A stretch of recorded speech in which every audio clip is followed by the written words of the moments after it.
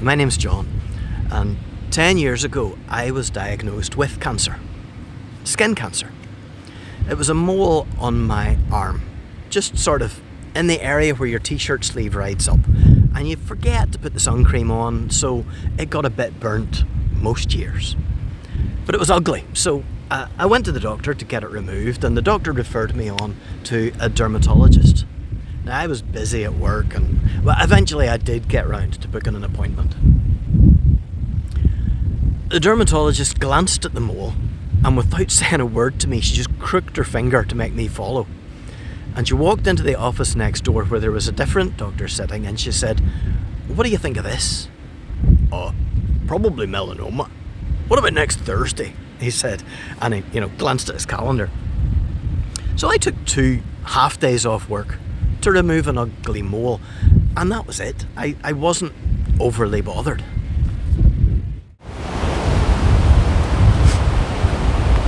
The lab analysis of my mole showed that it was melanoma, and that's properly serious. But it was only 0.3 millimeters thick. 0.3 millimeters doesn't even go through the top layer of your skin. And the surgeon, maybe foolishly, he used the words effectively cured. And I suppose statistically that's accurate, but once you've had melanoma, you're at a higher risk of getting it again. So my dermatologist, Dr. McHenry, from the Belfast Skin Clinic, she started to educate me on the details of self-examination, moles, lymph nodes, and all the other skills that you need to find and prevent future melanoma. Now, I'm an engineer. I am interested in stuff. I like to know how everything works. And I have always been fascinated by how our bodies work. When I was at university, I enjoyed hanging out with the physiotherapy students. Not just because they were all good looking, it was also because I wanted to soak up the stuff that they were learning. I wanted to know how everything worked. So whenever Dr. McHenry gave me information, I took it all on board. And I got into the habit of checking every time I had a shower. Wash your hair, scrub your body, check for moles, look for nodes, rinse and dry. And it just became normal habit. And for more than 3 years, that was my habit. It was just part of my routine.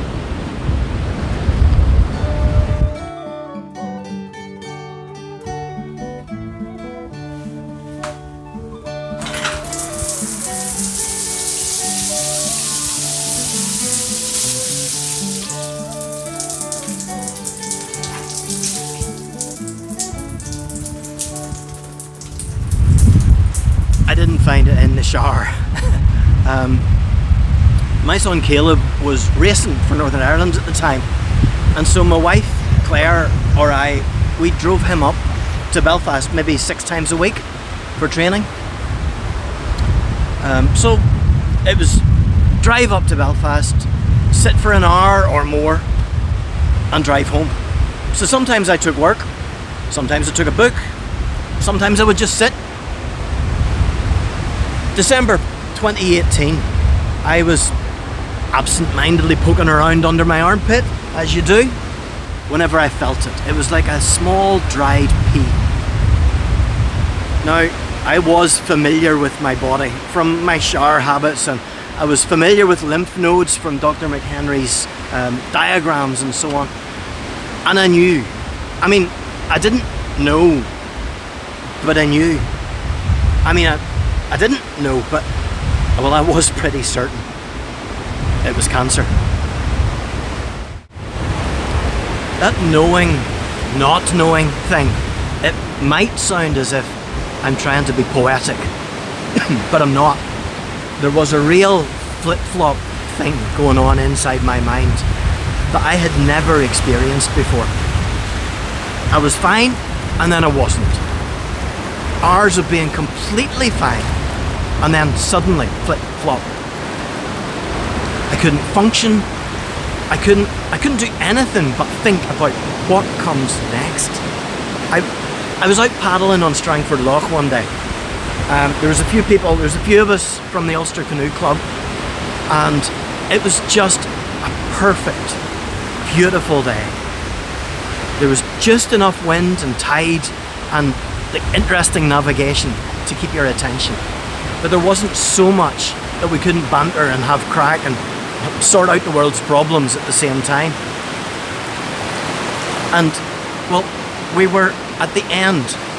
We were all standing at the green shed, which is where we finished. And we're planning another trip in a couple of months' time. And just flip-flop. Inside my head, everything just went white. And I thought, I'll probably not be there. I actually don't know how I got home. Inside my head, I started calling it the flip-flop thing. Now, in the book of Philippians, I called that Philippians.